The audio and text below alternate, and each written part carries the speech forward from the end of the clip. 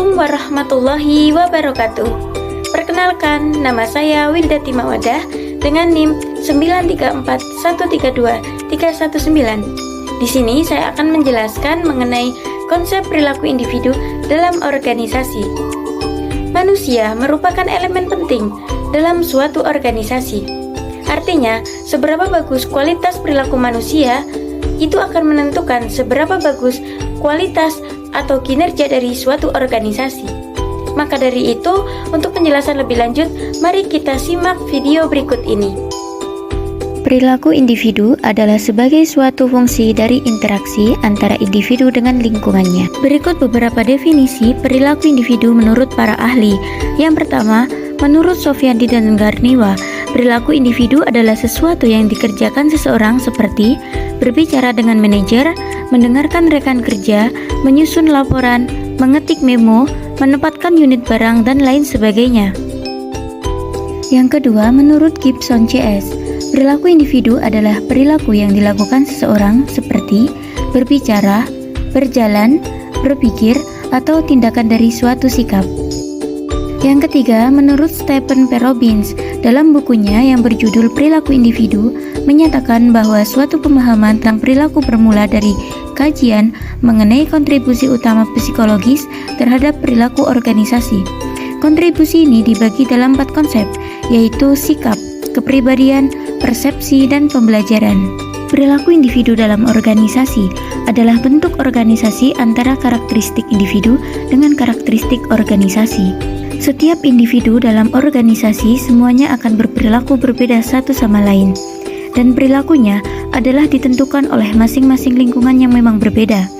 Individu membawa ke dalam tatanan organisasi kemampuan, kepercayaan pribadi, pengharapan kebutuhan, dan pengalaman masa lalunya.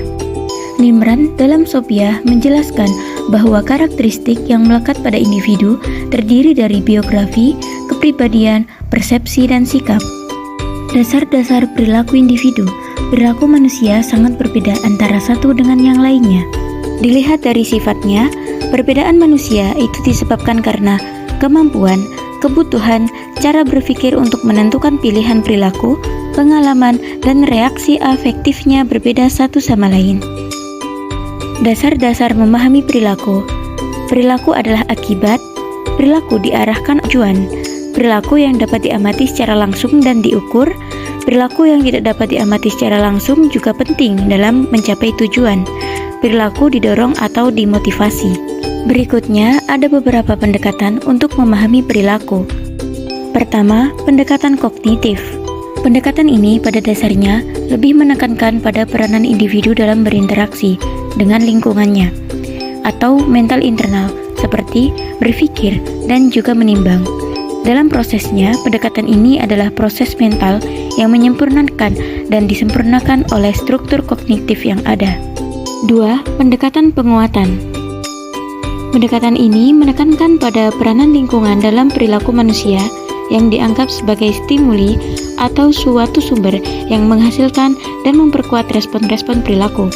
Perilaku ditentukan oleh stimuli lingkungan. Pendekatan ini bersifat historis dan tidak ada perbedaan antara sadar dan tidak sadar. Yang ketiga, pendekatan psikoanalitis. Pendekatan ini menekankan pada peranan sistem psikoanalitis dalam menentukan suatu perilaku karena sebagai aktivitas mental akan menentukan perilaku individu itu sendiri. Manusia itu unik dan perilakunya pun unik, tetapi kita dapat menarik sebuah kesimpulan dari prinsip-prinsip dasar sifat manusia secara umum. Berikut merupakan prinsip-prinsip dasar sifat manusia. Mengapa manusia bertingkah laku? Yang pertama, manusia itu berbeda perilakunya karena kemampuannya tidak sama. Seseorang berbuat dan berperilaku berbeda dengan yang lainnya di bawah sejak lahir. Perbedaan menyerap informasi dari satu gejala atau fenomena karena hasil didikan dan pengalaman. Manusia mempunyai kebutuhan yang berbeda. Didorong oleh serangkaian kebutuhan, beberapa pernyataan dalam diri seseorang yang menyebabkan seseorang itu bertindak untuk mencapainya sebagai suatu objek atau hasil.